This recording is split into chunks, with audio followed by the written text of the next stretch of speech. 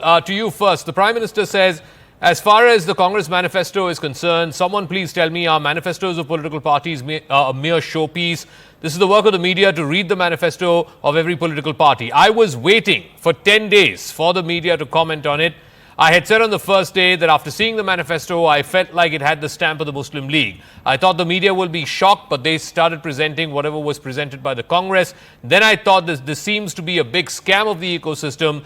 I will have to bring the truth.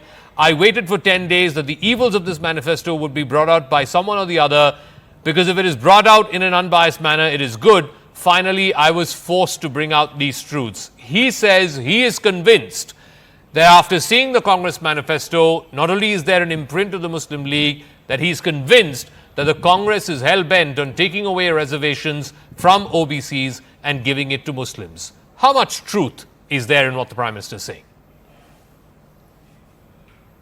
Well, Zaka, first of all, this interview is critically important because it comes in the backdrop of a couple of charges that the opposition has been making at the Prime Minister. The first charge was that he injected a communal dimension into a manifesto that makes no mentions of Muslims in specific. If you really go through the words of the manifesto, it actually doesn't, but I'll address that in just 30 seconds. So fundamentally, he's addressing that charge, and that is why this interview acquires so much meaning and is therefore exclusive, worthy of high dissemination. So he tells you that, look, I actually flagged this issue by linking the promises this manifesto makes to the agenda of the Muslim League. Now, the Muslim League he's talking about is Barrister Jinnah's Muslim League, which predates independence and which actually made a case for partition. So let's not confuse the Muslim Leagues he's referring to.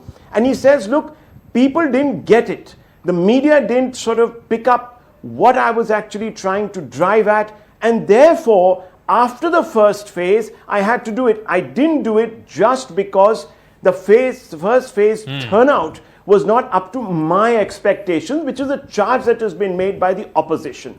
Now, secondly, which is very, very critical, he is talking about three issues, which are all wrapped up in one. Now, as you asked me, how true is what the Prime Minister is saying? So let me just take you through the manifesto. I've been sort of going through it clause by clause. Now, the Congress manifesto is a very, very artfully worded document.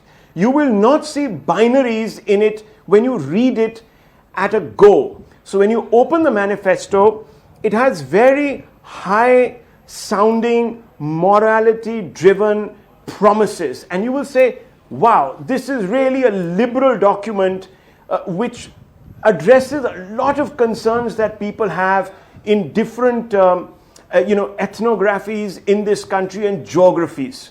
So when you read it, it's an anodyne document. But when you begin to read it very closely with a fine-tooth comb, when you start sort of sifting through the words, then certain things emerge. And then when you link those words with what Rahul Gandhi said a day after the manifesto is released, and what, of course, Sam Pitroda has said, and not just Sam Pitroda, but Kaushik Basu said a couple of days back, you begin to then join the dots. And then you just have to look back at the Congress's own track record when they were in office, and you start getting a picture of perhaps where the Prime Minister is coming from. So if you really hold the manifesto to its word, then you could say, well, the Prime Minister is reading too much into it. But when you begin to sift through the words, now let me give you a few examples of this. What does clause 1 in the equity section, equity and social justice section of this manifesto say? Now when you read it plainly, it looks absolutely anodyne, but there is a word. We will ensure minorities shall receive their fair share of opportunities. Now the use of the word ensure is a direct call to legislative action. How do you ensure, after all? You can only ensure through action, direct action, and that action must follow, in the Indian context, through the Constitution. So what that means is, at some point or the other, when the Congress comes to power, they will ensure certain things. Now, what have they said they will ensure? Read this: with the Congress pledge to conduct a socio-economic census over and above a caste census. This is not just a caste census that they are talking about, socio-economic census. Such a socio-economic census will necessarily lead to enumeration of assets across communities. Rahul Joshi asked that question, saying that, look, people will have to furnish proof of their assets. These could be, as the Prime Minister said, Mangal Sutras, this, that, the other. Rahul Gandhi then has called such an exercise an X-ray. And when we have to ask, to what end an X-ray? And since this clause entails affirmative action, they mention, ensure such and such affirmative action, we have to assume redistribution. Okay, and this is where it becomes complicated. Rahul Gandhi, in a speech the day after the manifesto was launched, talked about taking such a step implicitly. The question is, where do we draw the line? Who gets excluded or included? Those will be mainly political decisions. Quotas are already redistributed. That's the fundamental thing in Karnataka, for example, and the Prime Minister mentions the 27% OBC quota, saying that at the end of the day, because the courts started raising red flags, they decided to introduce it, eat into the OBC share and introduce a 4% quota, which has now become a template, as you know. So the fundamental attack... Just very quickly, 30 seconds. Okay, go on, 30 seconds, yeah. 30 seconds, just, I beg your indulgence, 30 seconds.